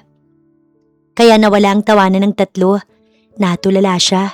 Namuo ang luha sa mata niya. Ilang beses siyang lumunok para maibsa ng pananakit ng lalamunan na para bang natabunan ng mga karayom. Pagbukas ng lift, diretso siyang naglakad palabas. Ilang ulit siyang kumurap para ibalik ang luha sa mata niya. Hinanap niya si Belle na wala kasi ito sa tabi niya. Nang nakita niya ito, patakbo itong lumapit sa kanya. Hindi niya alam kung anong ginawa nito at nahuli ng lakad. Nang makalapit, hilaw niya itong nginitian. Nag-aalala ang mukha nito. Okay lang po ba kayo, ma'am? Oo naman, ayos lang. Halika na. Pero ma'am, umiiyak po kayo. Ma'am, hindi po kayo okay. Umupo po muna kayo. Anito, may waiting area silang dinaanan. Iyon ang tinutukoy nito. Huwag na, tara na. Kung ayaw mo, ako na lang. Tumigil si Sheng sa paghakbang nang tumunog ang kanyang cellphone. Kinuha niya iyon sa loob ng bag niya. Si Kaiden ang tumatawag. Baby, where are you? Sabi ni Belle umiiyak ka. Sinong nagpaiyak sa'yo? Hindi ako. Biglang namatay ang tawag. Maya-maya, phone naman ni Belle ang tumunog. Sinagot iyon ng babae. Nasaan kayo? Sabihin mo sa akin. Ang lakas ng sigaw nito sa cellphone ni Belle. Sa lobby po, sir. Papunta na ako dyan. At siguraduhin mo lahat ng nagpaiyak sa mahal ko ay nakilala mong lahat. Dahil kung hindi, pati ikaw mapapalayas ko. Oo po, sir. Nanginginig na sagot ng babae. Napaupo si Sheng sa waiting area. Bumuntong hininga pa ang dalaga habang nakayuko. Pero halos mapaigtad siya sa gulat nang pagtingin niya sa tapat, nasa harapan niya na't nakaluhod si Kaiden. Seryoso siya nitong tinititigan. Ikinulong nito ang magkabilang pisngi niya sa mga palad nito. Bakit ka umiiyak? Labis ang pag-aalala nito sa kanya. Halos magpantay ang kilay ni Kaiden dahil sa pagsasalubong nun. Para siyang biglang napakalma dahil nakita niya na ito. Para bang ang lahat ng dinamdam niya kanina naglaho dahil nandito na si Kaiden. Hinaplos nito ang pisngi niya pati ang ilalim ng mata niya. Para bang takang-taka ito sa kanyang itsura. Namumugto ang mga mata mo. Namumula ang ilong mo. Sabihin mo sa akin bakit ka umiiyak? Ano bang nangyari? Biglang nagbago ang tono ng boses nito. Para bang naghahanap ng mabubugbog na tao. Napalunok siya. Hindi niya akalain na pwedeng maging ganito ang reaksyon nito. Dahil sa namumugto ang mga mata niya. Dahil sa namumula ang ilong niya. What more kung nagalusan pa siya? Ha? Kasi hindi niya maituloy ang sasabihin. Hindi niya alam kung anong idadahilan niya. Anong sasabihin niya? Na nag-rant siya dahil sa mga narinig niya kanina? Bigla ay parang nabababawan siya sa rasong yun. Nang hindi siya nakapagsalita, nilingon ito si Belle. Nakita niya kung paanong kabahan at halos mapatalon sa gulat ang sekretarya. Belle, what happened to my wife? Tumayo ito at hinawakan ng kanyang kamay. Ang higpit ng hawak nito sa kanya. Doon siya kinabahan kahit na tuwing kasama niya o magkadikit sila, palagi na lang mabilis ang tibok ng kanyang puso. Kasi po sir, kanina, ang lakas ng kabog ng puso niya dahil kay Kaiden. Laging ito ang dahilan ng pagkalabog ng kanyang dibdib. Kahit umalis siya at lumayo siya dito, hindi nagbago na mahal niya si Kaiden. Hindi nagbago iyon ni minsan. Nanggilid na naman ang kanyang luha sa mga mata. Gustong-gusto niyang maging kanya si Kaiden pero hindi pwede. Siguro sinabi lang nitong asawa siya kasi buntis siya at ayaw siya nitong mapahiya. Pero ang totoo, si Carmel talaga ang GF nito. Hindi niya alam pero yun kasi ang laging pumapasok sa kanyang isip at buntis pa ito kagaya niya. Kaya bago makapagsalita si Belle, hinatak niya na agad ang kamay nito para malipat sa kanya ang atensyon nito. Tumabi siya dito at niyapos ang braso nito. Halos madikit ang labi niya sa balikat nito. Gustong-gusto na niyang yakapin, halikan at masolo si Kaiden. Baby, tapos na ba kayo? Lambing niya dito. Inamoy niya pa ang leeg nito. Napalunok ito. Hindi niya alam kung dahil ba sa nakayapos siya o sa tono ng tanong niya dahil sa pagbabago ng ekspresyon nito. Lumambot ang titig nito. Tinext ako ni Belle na umiiyak ka. Kaya umalis ka agad ako sa meeting. Nag-alala ako sa'yo. Akala ko may masama nang nangyari. What happened? Wala, na-miss lang kita. Tinitigan siya nito. Yung titig na para bang kapag kumurap ito ay mawawala siya. Tiningnan niya ito at ngumiti. Okay, let's go home. May meeting ka 'di ba? Hindi mo sila pwedeng iwanan doon dahil sa akin. Kahit gusto niya nang umuwi at yakapin ito ng buong araw, ayaw niya namang maging sakit sa ulo sa mga katrabaho nito. Mas mahalaga ka. Ikaw ang pinakamahalaga sa akin, baby. Umuwi na tayo para makapagpahinga ka na. Anito't tiningnan nito si Belle at may binilin. Siguraduhin mo't maibigay mo lahat ng pangalan nila, Belle. Mukhang hindi talaga ito nadala sa palusot niya. Talagang sinabi ni Belle ang totoong nangyari. Natatakot ito sa tono ng boses nito. Yes, sir. Lahat sila. Nang papaalis na sila, agad niyang hinawakan ng mahigpit si Kaiden para pigilan ito sa pagsasalita, para tapusin na rin kung anong nais nitong ibilin kay Belle.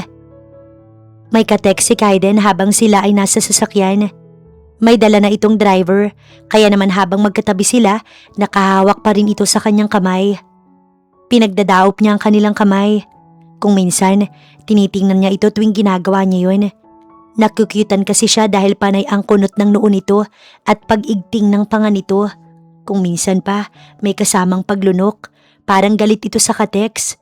Kung siguro pwedeng hilahin palabas yung kateks, ginawa na ni Kaiden. Yes, ayusin ko yan bukas. Kusapin ko muna sila, hayaan nyo muna. No, bukas na. I'm with my wife now. Tsaka nito ibinaba ang phone. Sabi ko okay na diba? No baby, ipinareview ko ang CCTV at may nangyari. Pero baby, shh, ako nang bahala. Hayaan mo na, kasalanan nila yun. Hindi na siya pinagsalita pa ulit ni Kaiden. Hanggang sa makauwi sila, tahimik lang ito. Ngunit nasa front door pa lang sila nang may tumawag kay Kaiden.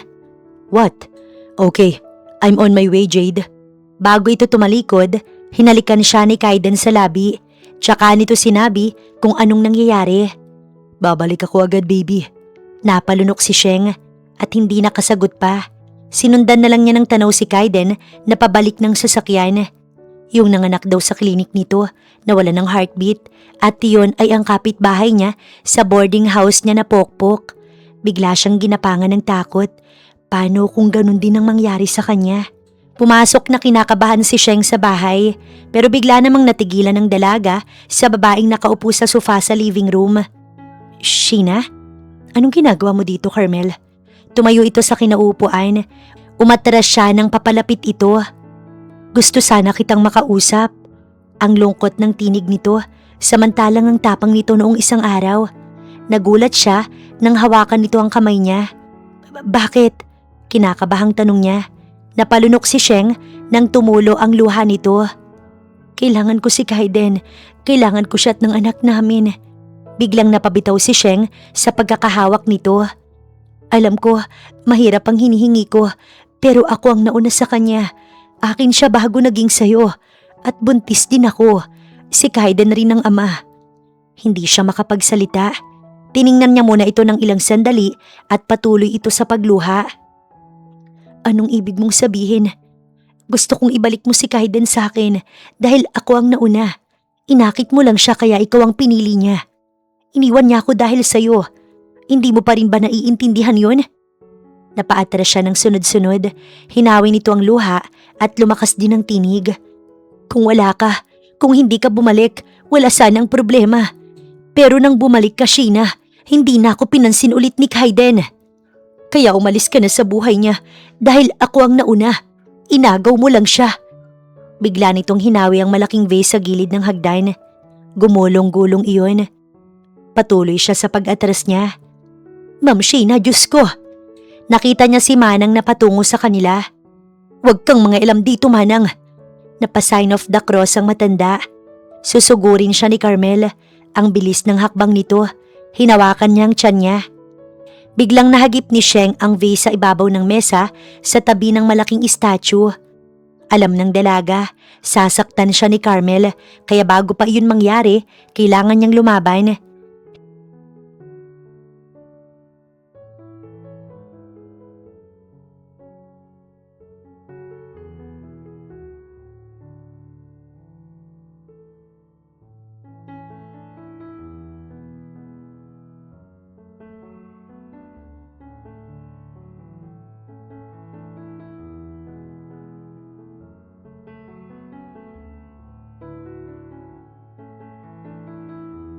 Ma'am Sheng, bitiwan niyo po yan. Baka masugatan po kayo.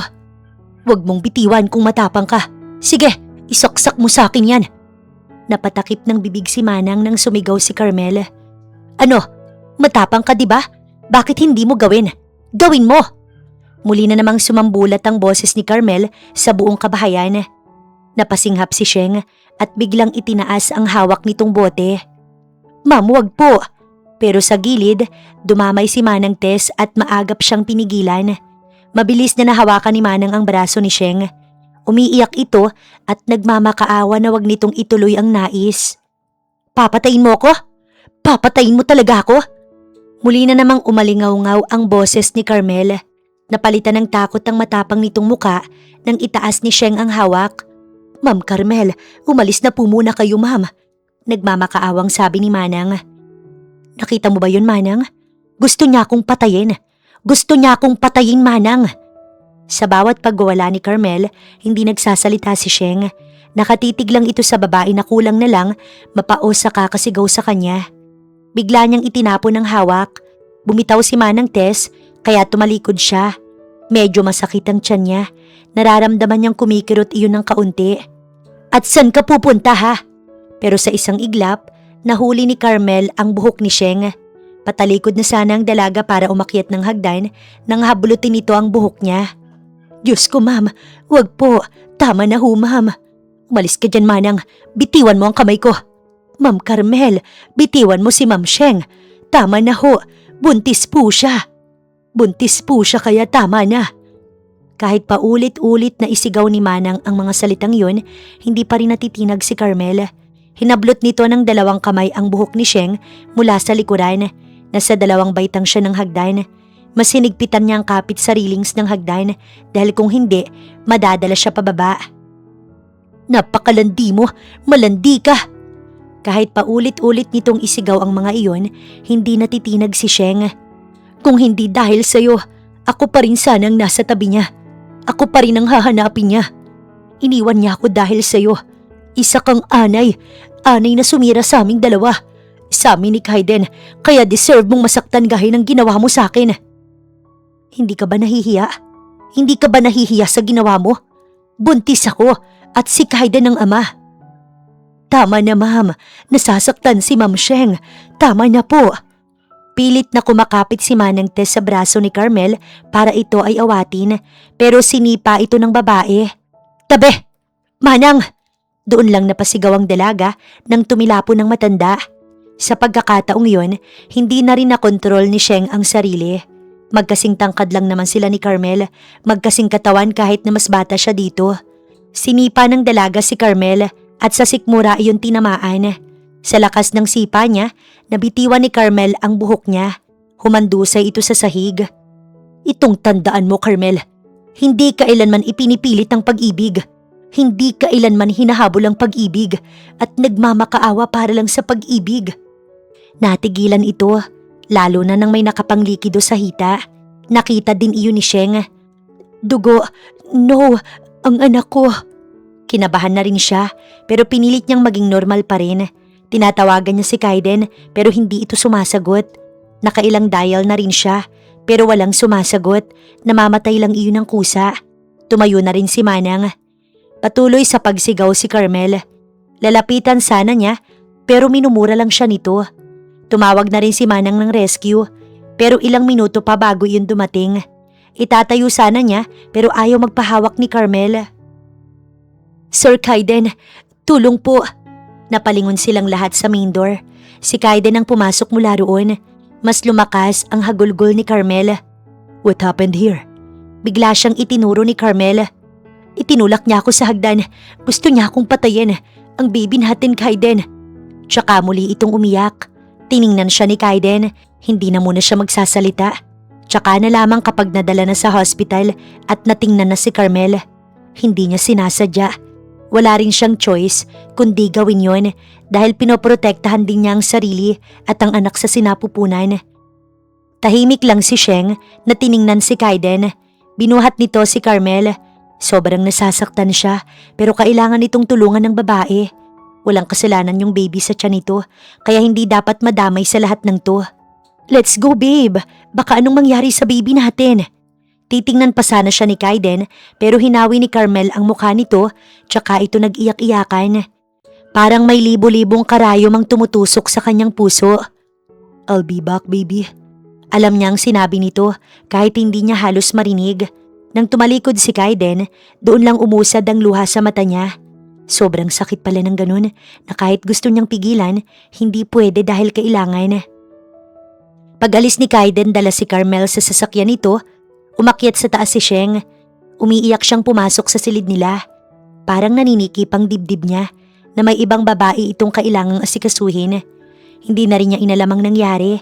Nakatulog na lang siya sa kakaiyak niya. Masamang umiyak kung buntis, alam niya yun.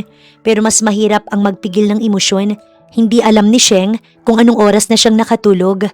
Nagising na lang din siya dahil sa kung anong dumadampi sa kanyang pisngi, pababa sa kanyang leeg. Marahang nagmulat ng mata ang dalaga. Hi baby. Si Kaiden. Nakaupo sa gilid ng kama at nakasandig sa headboard at nakatitig sa kanya. Alam niyang mugto ang mata niya sa kakaiyak. Hindi nagsalita si Sheng. Hinuli nito ang bewang niya at hinila patungo rito. Doon na siya umiyak. Hindi niya alam pero sobra siyang nasasaktan. Shh! Please baby, wag ka nang umiyak. Hindi ko sinasadya. Hindi ko intensyon yun. Hindi ko lang napigilan ang sarili ko. Kasi kung hindi ko gagawin. Please baby, that's enough. Hindi ako galit. Hindi ako galit sa'yo. At kailanman, hindi ako magagalit sa'yo. You know how much I cared for you, right? Pero nasaktan ko si Carmel, yung baby ninyo. No, wala akong anak sa kanya. Kung meron man, sa'yo lang. Sa'yo ko lang gustong magkaanak. Calm down. Baka mapano ka naman yan. Baby, kasi... Okay, calm down. Nandito na ako, hindi kita sinisisi. Wala kang kasalanan. Hinalikan nito ang kanyang labi, ang ilong, ang magkabilang mata, noo at buhok. Pinipilit nitong pakalmahin siya sa pamamagitan nun. Umiti siya ng pilit. Hindi alam ni Sheng kung ano nang nangyari kay Carmel. Sabi kasi ni Kaiden, wag na itong mag-isip dahil maayos na daw lahat. Simula ng huling pagsugod ni Carmel sa glass house ni Kaiden, hindi na ito muling bumalik pa, na hindi na rin niya ito nakita. Naging panatag ang loob ni Sheng. Ilang buwan din na naging maayos ang lahat. Ikinasal sila ni Kaiden sa civil. Dahil ayaw talaga niyang makasal sila sa simbahan hanggat hindi pa siya nakakapanganak. Nagulat pa nga si Sheng dahil hindi niya iyon inaasahan. Ang magulang ni Sheng, pati lola niya ay naroon. Nakapag-usap na rin sila ng mga magulang at ipinaliwanag din naman ni Kaiden ang lahat ng maayos. Masaya si Sheng, lalo na't manganganak siya na dala ng baby niya ang apelyido ng kanyang asawa. Alagang-alaga siya ni Kaiden at wala na siyang naging sakit sa ulo sa asawa. Dahil kung sweetness lang din naman, sobra pa ito sa chocolate. Yun lang hindi talaga mawawala ang pagiging mahilig ng asawa. Bukod sa kanila ni Kaiden, hindi na rin makapaghintay ang mga magulang nito na masilayan ng unang apo nila. Pang-siyam na buwan niya na ngayon at kabado na si Sheng. Lalo na at namatay ang kapitbahay niya na nanganak noon sa klinik ni Kaiden. Hindi naabutan ng asawa niya ang babae. Patay na ito nang dumating si Kaiden. Kaya nga, at ipinasara muna pansamantala ang klinik, lalo na at bagong operate pa lang pero may namatay na. Naagapan namang kumalat ang balita. Yun nga lamang, may mga bad record ng klinik na iyon. Kaya para humupa ang issue, isinara muna ni Kaiden. Habang palabas ng kwarto si Sheng, nakita niya si Kaiden na nakaupo sa couch na nasa ikalawang palapag ng bahay. Nakabukas ang kurtina roon. Nakaharap ito sa laptop at mukhang busy sa trabaho. Noong mag-siyam na buwan ng tiyan niya, hindi na ito halos umaalis ng bahay. Nakabantay lang sa kanya palagi. Nakangiti at tahimik niyang pinagmamasdan ng asawa. Hindi pa rin talaga siya makapaniwala na asawa niya na ito. Akala niya hindi mangyayari ang kanyang pangarap. Pangarap niyang mamahalin din siya nito. Alam ko naman na gwapo ako, baby. Are you okay, my love? Tumangulang siya habang nakanguso. Come here, baby. I miss you. Baka naaabala na kita. Bulong niya bago ipinahiga ang ulo sa balikat nito. Hinaplos ni Kaiden ang buhok niya. Of course not. Walang busy basta tungkol sa'yo, my wife. I want to hold you like this forever. Araw-araw na lang itong ganito. Kaya kahit siya, hindi talaga makaget over sa taong ito. Sobra naman kasi kung mag-alaga. Maya-maya, naramdaman niyang bumaba ang strap ng suot niyang bestida. There you go. Let daddy take care of you, baby. Nakikiliti siya sa ginagawa nito. Ouch! Kaiden! Okay, breath slowly, baby. Huwag ka nang umire. Nangihinat na luluhang tumigil sa pag-iri si Sheng. Ubos na yata ang lakas niya dahil sa nakailang iri na rin siya mula kanina. Ilang sandali lang, tila naginhawaan siya nang may bumulwak palabas sa pagkababae niya. At kasunod nun, ang matinis na iyak ng baby. Pinasadahan niya si Kaiden. Natulala ito, hawak ang kanilang anak. May luhang namuo sa mata ng asawa. Hindi rin mapawi ang guhit ng ngiti sa labi nito. Tumulo na naman ang luha sa mata niya. Pero paglapag ni Kaiden sa baby nito sa dibdib niya, sinundan nito ng paghawi ang luha sa mata niya. At isang masuyong halik sa labi ang sumunod roon. Sa unang pagkakataon, parang naginhawaan siya. Hindi niya maipaliwanag ang nararamdaman niya. Ang gwapo ng baby boy nila, Kamukhang kamukha ni Kaiden. Sa kilay, ilong at labi nito, halatang namana nito iyon kay Kaiden. Rest now baby, I love you so much. Maya-maya, kinuha nito ang baby nila dahil lilinisan na raw ito. Ang nurse ang gagawa nun habang si Kaiden ang naglilinis sa kanya. Ni ayaw kasi nitong iba ang gagawa nun. Kahit sa panganganak, ito ang masusunod kung sino lang ang pwedeng humawak sa kanya at titingin sa kanyang hita. Sobra naman talaga pero masaya pa rin siya dahil bukod kay Kaiden, wala nang ibang nakakita nun. Cave Raven del Fuero ang pangalan ng baby nila. Si Kaiden ang nagpangalan nun. Kung lalaki kasi, ito ang magpapangalan, pag babae siya ang magbibigay. At dahil lalaki ang anak nila, si Kaiden ang nagbigay ng pangalan. Nang mabihisan ng dalawang nurse si Baby Cave, diniretso ito sa special care nursery para malaman ang oxygen level, heart rate at breathing ng baby. Ibabalik ito kapag nakitang maayos at walang problema. Doc, dadalhin na po namin ang baby ninyo. Sige, thank you nurse. Tinitigan muna ni Kaiden si Baby Cave bago nito ibinigay ang sanggol sa nurse. Ang tangos ng ilong ng anak nito at itim na itim ang buhok like him. Hindi nito maiwasang maluha. Daddy na siya. Pagtalikod ng nurse, ay tsaka lang din inayos ni Kaiden si Sheng para naman mailipat na ng silid. Baby, ililipat na kita ng room, okay? Tumango si Sheng. Pinahid ni Kaiden ang luhang umagos sa mata ng asawa. Naiiyak siya dahil hindi nangyari ang kanyang kinatatakutan. Mabuti na lang at si Kaiden ang nasa tabi niya. Kalmado ito at mahaba ang presensya. Hindi nagtataas ng boses at hanggat maaari, ikinakalma ka niya na hindi ka kailangang magpanik. Nasaan si Cave, baby? Nasa nursery. Ibabalik naman siya mamaya. Pupunta din ako doon kapag nailipat kita. So don't worry. Baka mabinat ka. Ako nang bahala, okay? Paglabas ng delivery room, sakay ng adjustable hospital bed, bumungad ang mami ni Kaiden, si Lola Let at ang daddy ni Kaiden. Iha, Mami, ngumiti siya nang hawakan nito ang kamay niya. Congratulations to the both of you. Where's my apo? Nasa nursery, ma'am. Mamaya kukunin ko siya doon. Ganun ba? Kamukha mo ba anak? Tumango nang nakangiti si Kaiden. Halata ang saya sa mukha nito habang itinutulak ang kinahihigaan ni Sheng. Nakaraos ka rin, apo. Bulong ng kanyang lola. Masaya ako para sa inyo ni Sir. Sinabi ko na sa nanay mo, baka bukas ay makapunta iyon dito. Salamat po, Lola. Iniwan muna ni Kaiden ang asawa sa silid. Nandun naman si Lola, kaya nakalabas ito. Isa pa, kanina pa siya pinipaging. Doc, ang nurse na iyon mula sa nursery. Nanginginig ang kamay nito at nauutal ang boses. Why? Doc, ang anak po ninyo, si Baby Cave po nawawala. What? This is too much, Carmel. No, dapat lang to, Jade. Huwag mo idamay ang baby. Wala siyang alam dito. Walang kinalaman ng sanggol sa lahat ng mga nangyayari. Marahas nitong tinitigan si Jade na may hawak na sanggol. Wala ring kasalanan ng baby ko, Jade. Wala rin siyang muwang. Pero nawala dahil sa babaeng yon. Ang ginawa kong to, dapat lang naman. Dahil pinatay niya ang baby ko. Kaya dapat lang nakunin ko ang anak niya para patas kami. Umatras si Jade.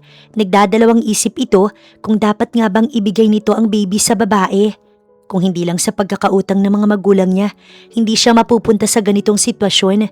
Kung hindi rin nagsara ang klinik na pinagtatrabahuhan niya, sana'y nakabayad siya buwan-buwan sa mga pinagkakautangan ng kanyang magulang. Pero dahil nagsara, natigil ang kanyang pagbabayad. Napagbantaan na sila. Kaya kumagat siya sa alok ni Carmel na gawin ito.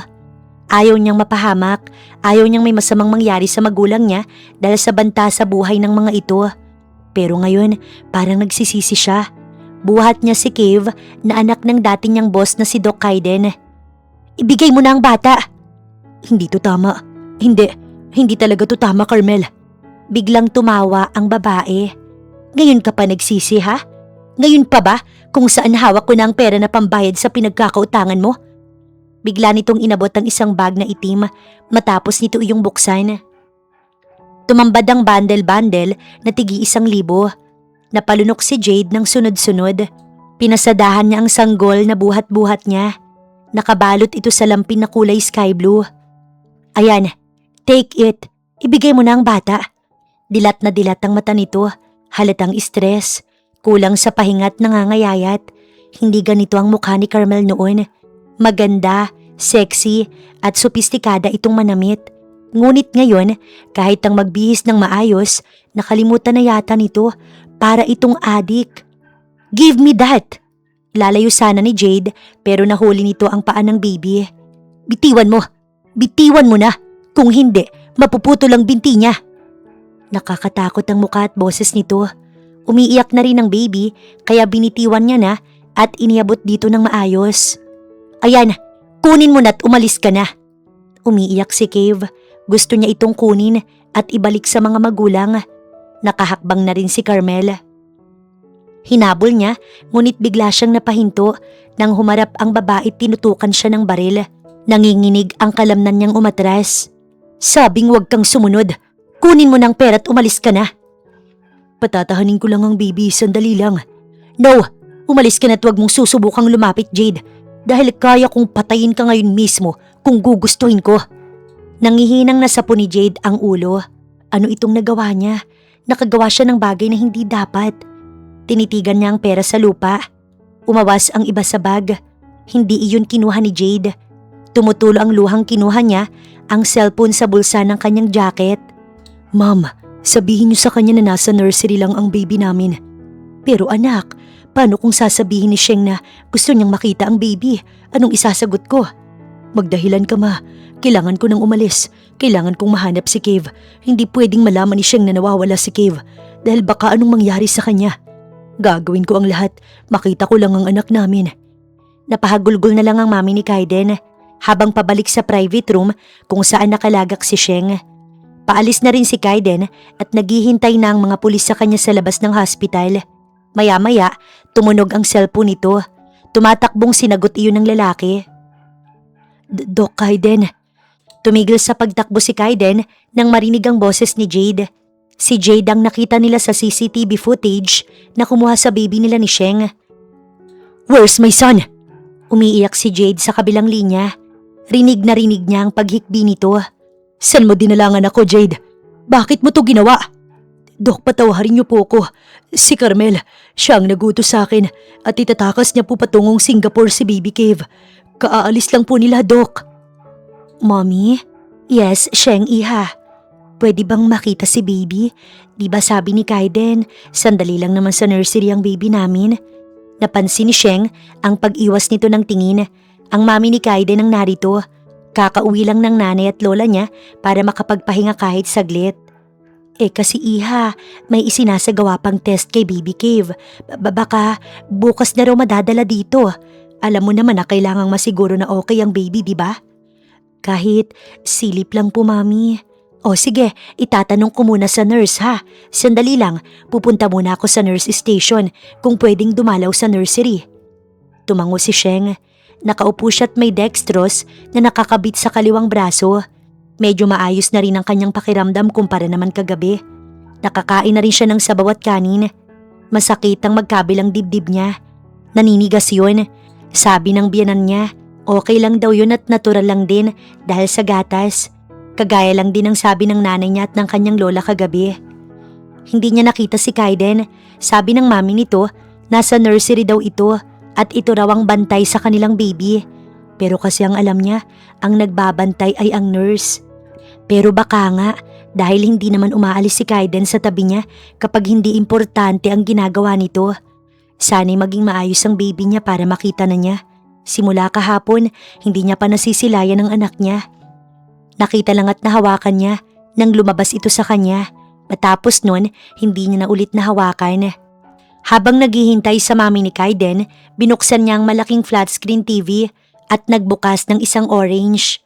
Habang naghahanap ng mapapanood, nagbabalat siya ng orange. Ngunit natigil ang paglipat-lipat niya ng channel nang magawi iyon sa isang flash report. Breaking news, isang hostage taking ang nagaganap sa harap ng NAIA Terminal 1. Hindi nakalampas sa mga security guard ang isang babae na may hawak na sanggol. Nang sisitahin ng mga tagabantay ng terminal, bigla itong bumunot ng baril. Napatda si Sheng sa harap ng TV. Kilala kasi ng dalaga ang babaeng tinututukan ng kamera. Si Carmel at may hawak itong baril, kinakausap ng mga gwardya. Kasalukuyan pong nakikipag-usap ang mga guard sa babae na kung pwedeng ibaba nito ang baril. Napag-alaman na ang buhat na baby nito ay 1 day old pa lamang at mula sa hospital ng Del Fuero Private Hospital. Dumagundong ang puso ni Sheng. Tumayo siya sa kinauupo ang kama at inilapit ang sarili sa tapat ng flat screen TV. Ano pong nangyari, ma'am?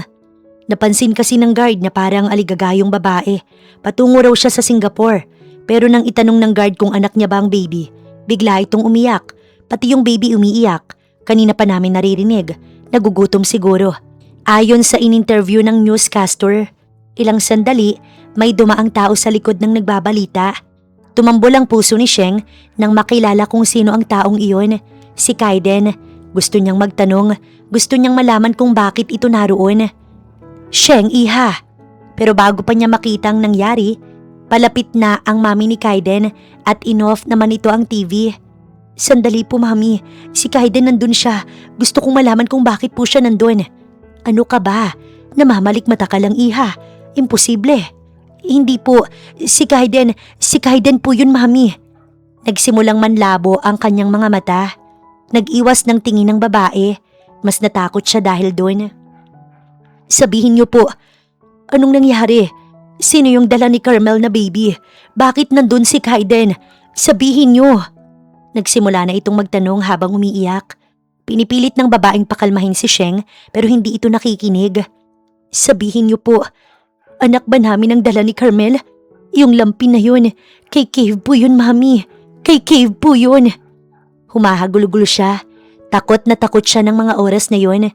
Dinamayan siya ng babae pero hindi man lang iyon nagpatinag kay Sheng. Sabihin niyo po sa akin ng totoo. Naluluhang tumango ang babae. Bigla siyang napaupo sa sahig. Yung dextrose ay natanggal sa kanyang braso. Nagpanik na ang babae at tumawag ng nurse dahil nagdurugo ang braso nito. Patuloy sa pag-iyak si Sheng. Walang sino man ang nagpapakalma rito. Hanggang sa tinurukan na lang ito ng gamot pang pakalma. Baka kasi mapano ito. Kakapanganak pa lang ni Sheng at bawal na bawal dito ang ma-stress. Baka anong mangyari. Oo, kapalit ni Cave. Sige, ako ang sasama, Carmel. Bitiwan mo lang ang bibi. Siguraduhin mo lang, Kaiden. Oo, pangako. Ibigay mo sa kanila ang baby. Bumaling si Carmel sa isang pulis na may 7 metro ang layo sa babae. Walang sino man ang pwedeng magpaputok dahil siguradong matatamaan ng baby. Lahat ng tao roon ay kabado. Maraming pulis, ngunit ni isa hindi gumagalaw.